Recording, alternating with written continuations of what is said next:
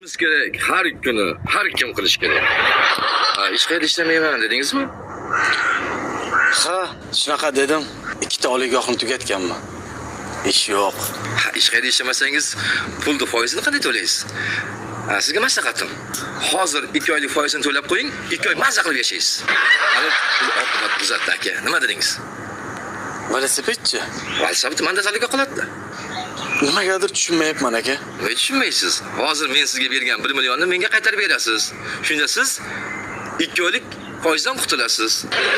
Ha, endi tushundim. Kechirasiz. Mana 1 million berdingiz, 2 oylik foizdan qutuldingiz. Omon bo'ling-a. To'xtang aka. Eshitdingizmi? Mana qishloqdoshimiz Sohiba bor-ku. O'shani bo'yda bo'lib qolgan emish. Xabaringiz bormi? Yo'q, undan xabarim yo'q lekin. Xabaringiz yo'qmi? Yo'q. Sharmandalik. Qishloqqa uyat bu. Esingizdan chiqmasin. 2 oydan keyin pulni foizi boshlanadi. Xo'pmi? Sog' bo'ling. Kechikmasdan olib keling. Baribir tushunmayapman. 2 oylik foizini to'ladim. Velosipedni zalogga berdim. Menimcha to'g'ri.